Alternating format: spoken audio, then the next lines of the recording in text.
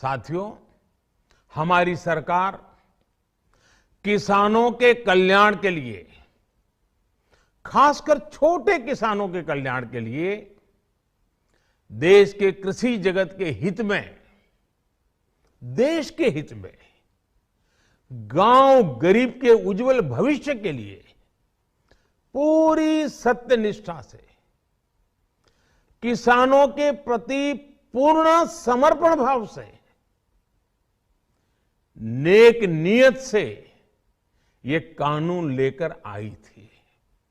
लेकिन इतनी पवित्र बात, पूर्ण रूप से शुद्ध किसानों के हित की बात, हम अपने प्रयासों के बावजूद कुछ किसानों को समझा नहीं पाए।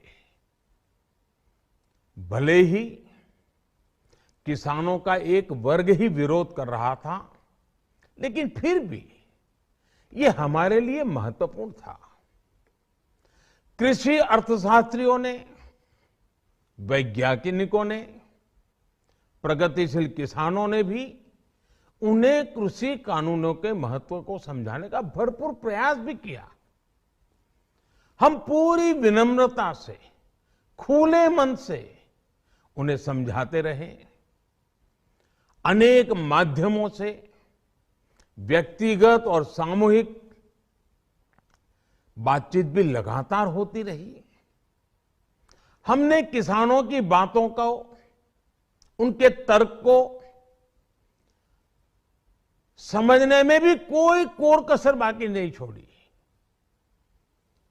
कानून के जिन प्रावधानों पर उन्हें ऐतराज था, सरकार उन्हें बदलने के लिए भी तैयार हो गई। 2 साल तक हमने इन कानूनों को सस्पेंड करने का भी प्रस्ताव दिया। इसी दौरान ये विषय माननीय सर्वोच्च न्यायालय के पास भी चला गया। ये सारी बातें देश के सामने है, इसलिए मैं इनके अधिक विस्तार में नहीं जाऊंगा।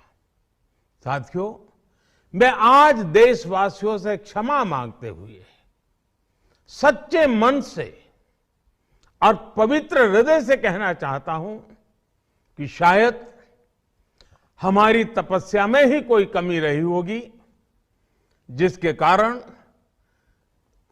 दिए के प्रकाश जैसा सत्य कुछ किसान भाइयों को हम समझा नहीं पाए। आज गुरु नानक देव जी का पवित्र प्रकाश पर्व है। ये समय किसी को भी दोष देने का नहीं है। आज मैं आपको, पूरे देश को ये बताने आया हूं कि हमने 3 कृषि कानूनों को वापस लेने का, रिपील करने का निर्णय लिया है। इस महीने के अंत में शुरू होने जा रहे संसद सत्र में, इसी महीने में, हम 3 कृषि कानूनों को रिपील करने की संवैधानिक प्रक्रिया को पूरा कर देंगे। साथियों, मैं आज अपने सभी आंदोलनरत किसान साथियों से आग्रह कर रहा हूं, आज गुरु पर्व का पवित्र दिन है। अब आप अपने अपने घर लौटे, अपने खेत में लौटे, अपने परिवार के बीच लौटे। आइए एक नई शुरुआत करते हैं, नए सिरे से आगे बढ़ते हैं।